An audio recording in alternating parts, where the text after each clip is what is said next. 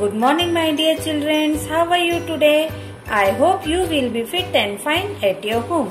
In today's maths class we learn chapter number 4, Division. Take out your book and open page number 6464. First note down C.W, date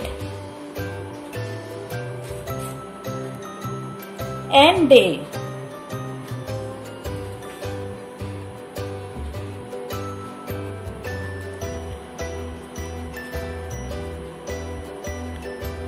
प्यारे बच्चों, मैं आपको गांधी जयंती और लाल बहादुर शास्त्री जयंती की भी शुभकामनाएं देना चाहती हूँ। आप लोग इन महापुरुषों के नक्शे कदम पर चले और अपना जीवन सफल बनाएं, ऐसी कामना मैं आपसे करती हूँ। तो आइए अब हम अपने आज के विषय चैप्टर नंबर 4 डिवीजन की ओर बढ़ते हैं। सबसे पहले हम डिवीजन से रिलेटेड कुछ बातों को रिकॉल करेंगे। इक्वल शेयरिंग और grouping is called division. Equal sharing और grouping is called division. The number being divided is called dividend. जो नंबर डिवाइड हो रहा है वह क्या कहलाता है? Dividend. The number which divides is called divisor. जो नंबर डिवाइड कर रहा है उसे हम कहते हैं divisor. The result is called quotient. और डिवीजन के रिजल्ट को हम क्या कहते हैं? Quotient. If division is not completed, the leftover number is called a remainder. If division is not completed, the leftover number is called a remainder. अगर division पूरा complete नहीं होता है और लास्ट में जो नंबर लेफ्ट होता है, विच मीन्स जो नंबर बच जाता है, उसे हम क्या कहते हैं? रिमाइंडर। आइए अब हम एग्जाम्पल पढ़ेंगे। 18 डिवाइडेड बाय 3। इस बॉक्स में 18 डॉट्स हैं। इसे हमने डिवाइड करना है 3 से। तो 18 को हमने डिवाइड करना है 3 से। इसका मतलब क्या हुआ? हमें 18 के इक्वल शेयर करना है और उस 18 डॉट्स को हमें इक्वली 3 ग्रुप्स में डिवाइड करना है। तो हम अगर 18 डॉट्स को इक्वल 3 ग्रुप्स में डिवाइड करते हैं तो ईच ग्रुप में कितने डॉट्स आएंगे? 6 dots in each groups. Understood? अब ये 6 कैसे आया? तो हमने 18 को 3 से डिवाइड किया, which means 3 is a divisor, 18 is a dividend. जब हम 18 को 3 से डिवाइड करेंगे तो हमें आंसर मिलेगा, कोशंट मिलेगा 6। सो हमने 18 डॉट्स के 6 डॉट्स के 3 इक्वल ग्रुप्स को फॉर्म यहाँ पे किया है। जैसे कि 3 हो गया यहाँ डिविजर, 18 हो गया डिविडेंड, 6 हो गया कोशंट। वैसे ही जो लास्ट में नंबर बचा है उसे हम कहते हैं रिमाइंडर। और हमारा रिमाइंडर क्या आया है यहाँ पे? 0। आइए हम एक और एग्जाम्पल देखेंगे जो कि लॉन्ग डिवीजन का है। लॉन्ग डिवीजन आपने 3rd स्टैंडर्ड में भी पढ़ा है। 1564 divided by 5। 5 is a divisor, 1564 is a dividend. Okay, अब 5 के टेबल में अब हम फर्स्ट नंबर नहीं लेंगे क्योंकि पहला नंबर 5 से छोटा है, इसलिए हमने यहाँ पे 2 नंबर को कैरी किया। अब 5 के टेबल में 15 आता है। यस, कितने टाइम्स आता है? 3 टाइम्स आता है। तो 15 में से हमने 15 को माइनस किया तो आ गया 0। अब जो अगला नंबर है उसे हमने नीचे उतारा। अब हमने लिखा 5 1 जा 5। हमने लिख दिया 5 और 6 में से 5 माइनस किया तो बचा 1। अब बचा यहाँ पे एक नंबर लास्ट, कौन सा? 4। अब हमने 4 को नीचे उतारा। तो अब 5 के टेबल में हमें देखना है कि 14 आता है क्या। बट 5 के टेबल में 14 नहीं आता। अब 14 से कोई छोटा और नंबर, तो 2 टाइम्स 10 आता है, तो 14 में से 10 माइनस किया तो आ गया 4। तो अब यहाँ पे हमारा क्वोशंट क्या आया? 312 is a quotient and the left over number is a remainder which is a 4। Understood? Long division is perform to make division of large number easier. अब ये 4 डिजिट का नंबर था 1564, जो कि बड़ा नंबर था, इसीलिए हमने इसे लॉन्ग डिवीजन मेथड से सॉल्व किया। तो अब देखना है हमें try this. Question number 1, divide to find the quotient and the remainder. हमने इन क्वेश्चंस को यहाँ पे नोटबुक में लिख लिया है। 68 डिवाइडेड विथ 4। अब यहाँ पे हमारा 68 क्या कहलाएगा? 68 कहलाएगा डिविडेंड, है ना? तो डिविडेंड आगे अंदर में लिख दिया हमने एंड 4 इज अ डिविजर। अब हमें 68 को 4 से डिवाइड करना है। तो अब जो फर्स्ट गिवन नंबर है वह है 6, जो कि डिविजर से बड़ा है। तो हमने 4 1 जा 4 लिखा यहाँ पे। 6 में से 4 माइनस हुए 2। अब 8 को हम नीचे उतारेंगे। 4 के टेबल में 28 कितने टाइम्स आता है? 4 के टेबल में 28 आता है 7 टाइम्स। अब 28 में से हमने 28 को माइनस किया, आ जाएगा 0। सो हमारा यहाँ पे क्वोशंट क्या आया?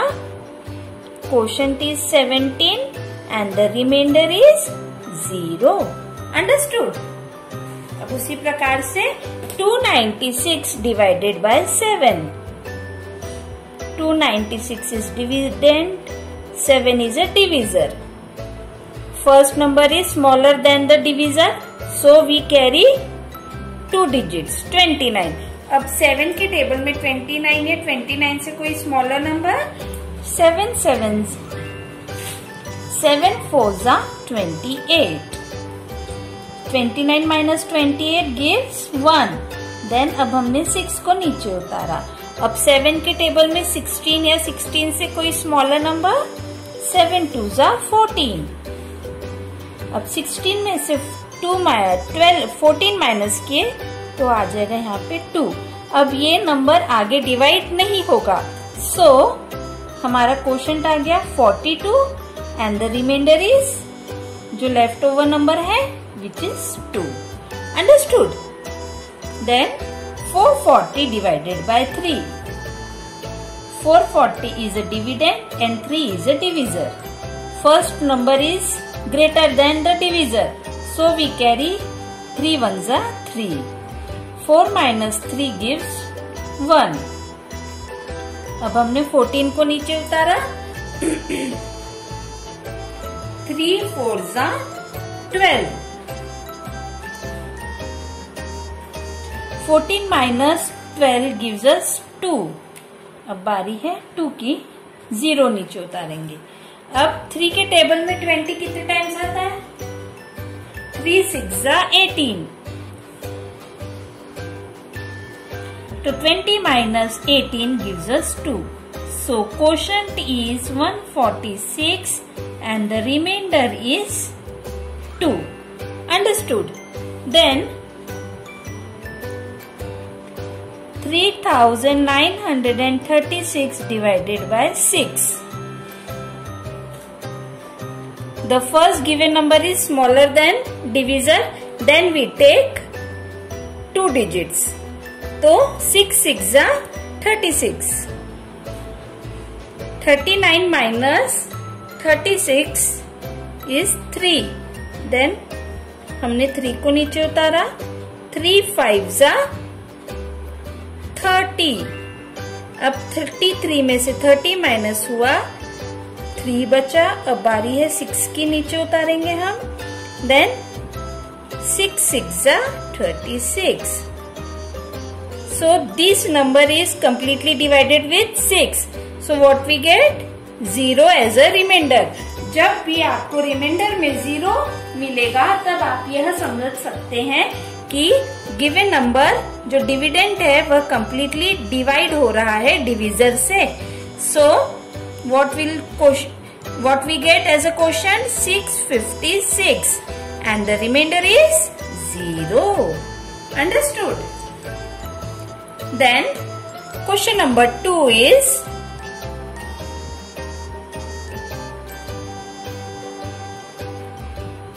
1644 chairs were placed in a 12 rows. एक रो में 1644 चेयर प्लेस की गई है. How many chairs are there in each row? So each हर एक रो में कितनी चेयर है and how many were left और कितनी चेयर वहाँ पे बच रही है. So हमने लिखा solution. Total number of chairs is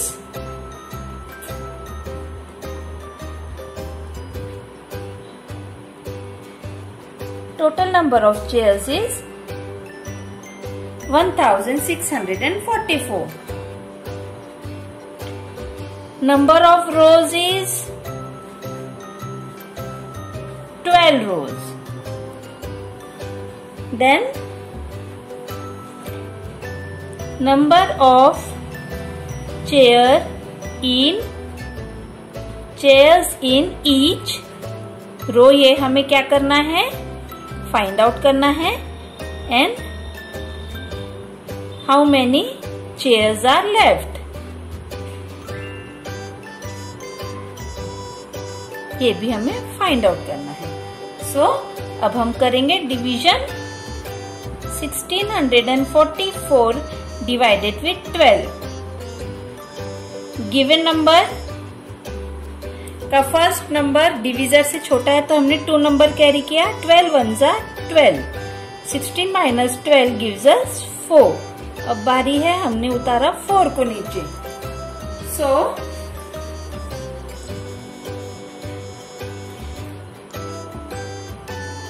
12 के टेबल में 44 आता है क्या? अब हम यहाँ पे लिखेंगे 12 3s are 36. अब 36 44 में से 36 माइनस किए, आ गया 8. अब बारी है 4 को हम नीचे उतारेंगे. तो 12 के टेबल में 84 कितने टाइम्स आता है? 7 times. 12 7s are 84. So 84 minus 84 gives us 0. So, therefore, number of chairs in each row equals to 137 and number of chairs will left is 0. Understood? So student, like this you have to solve other problems given in the book. Then division is opposite of multiplication. Division is opposite of multiplication. Multiplication में हम multiply करते हैं, means एक चीज का दुगुना होता है, और डिवीजन में उसी चीज का आधा हो जाता है. तो 8 7s are 8 multiply with 7 gives us 56. अब इसको हम डिवीजन फैक्ट में कैसे लिखेंगे? 56 divided by 7. So answer is 8. 11 multiply with 5 gives us 55. तो इसका डिवीजन प्रॉब्लम कैसे बनेगा? 55 divided by 5 gives us 11. Then 16 into 4 gives us 64. Therefore 64 divided by 4 gives us 16. Then 20 into 6 gives us 120. Then 120 divided with 6 gives us 2020. Then 30 into 7 gives us 210. Then 210 divided with 7 gives us 30. Then 50 into 5 gives us 250. Therefore 250 divided with 5 gives us 25. Okay. प्यारे बच्चों, जैसे हमने multiplication में देखा था, multiplication is a repeated addition, वैसे ही division is a repeated subtraction.